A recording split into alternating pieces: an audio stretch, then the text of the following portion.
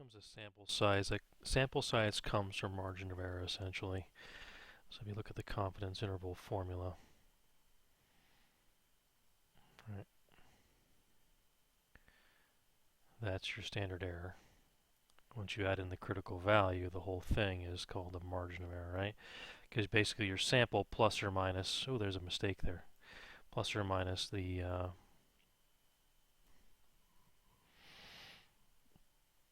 margin of error gives you your confidence interval. So that latter part is the margin of error. Right, so I'm just going to say that margin of error equals that, right? So if I want to get the sample size, I can use this formula.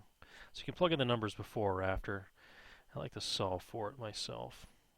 So I'm going to do here is I'm just going to say m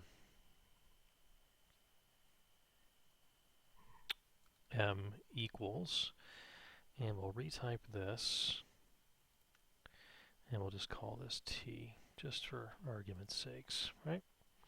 Okay, so I'm going to multiply both sides by the square root of n, so I get the square root of n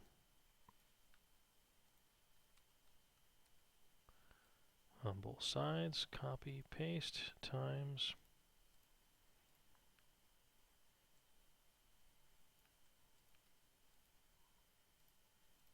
Okay, so just basically get sort of the square root of n on that side, right?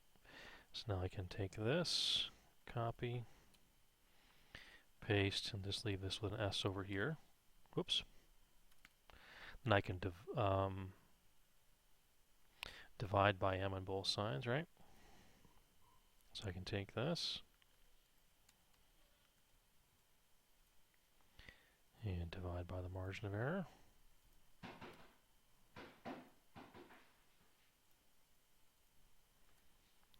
Okay, so that leaves me with the square root of n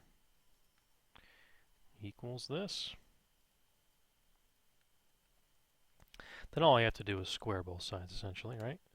So I'll take this, copy, paste, and I will square this side. And square that side. Oops. So basically n equals this. And this is really margin of error, right? And this is really the t for whatever your sample size is, right? Okay. All right. So let's use it in our problem here. So company claims they will allow your computer to download quickly.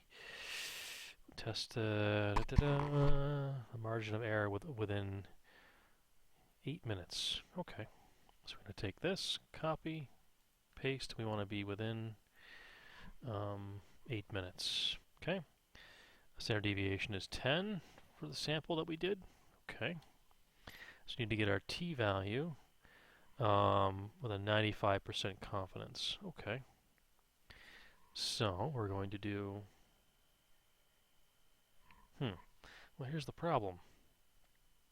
This is t, which means sample size, which we're looking for. So it's kind of a roundabout answer, right? So we're actually going to do z first, right? So we'll do z star first. Okay. And we'll do normal dot... normal dot inverse or inverse dot normal. I always forget which way it goes. Right? And then let's see. So if it's 95%, this will be 0.975, comma 0, comma 1, right? So because essentially, if you think about it, if it's a 95% confidence, right? 95, right? 95. Going from here to here, this is 2.5, right? The other one's 2.5, right? So from here to here is 97.5, correct? Because we're trying to get this z value here. And again, we're trying to get z because we don't know t, we don't know the sample size. So it's a kind of a roundabout because we're solving for the sample size, but the t requires sample size. So we're kind of doing it in a roundabout way. Okay, so let's go to our spreadsheet here. So z equals normal dot inverse, right? 0.975, comma 1, comma 0. Oh, what did I? Oh, 0, 1, not 1, 0. What am I doing? Because the mean is 0, the deviation's 1, right? Because it's mean standard deviation. Okay, so 1.9, whatever it is, right? Okay.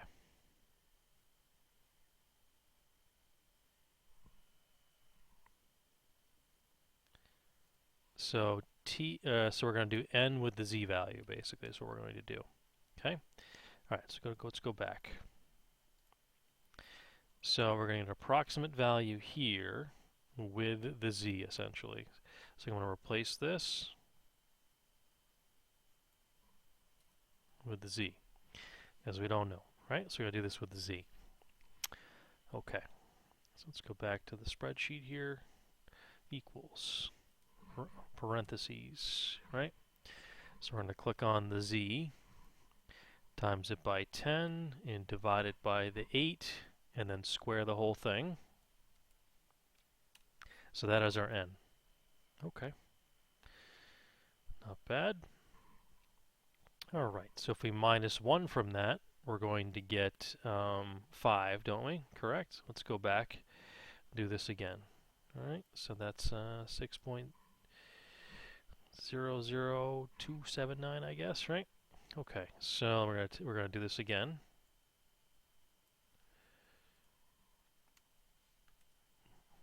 But this time, when we do it, we're gonna do 6 minus 1, and then the standard deviation is 10, and this is 8, right? So we need t dot inverse, or t equals t dot inverse, right? So 0.975, comma, we can do 6 minus 1, or 5, either way, right? So who knows what this is, but let's write it. No, we don't need it. Okay, let's just put it over here. Okay. So t, t dot, no, equals t dot inverse 0.975, comma, 6 minus 1, close paren, right? Because we get about 6 here. So there's our t value, right? So the n value with the t, all right? So we do this correctly now. It's going to be the t value times the 10 divided by 8, and then I'm going to square it. So I get 10.32 whatever samples, all right? So I go back to here. This is approximately 10.32 dot dot dot samples. Okay, so the actual answer is 11 samples, okay? Because you have to look at the question. What did the question actually ask? How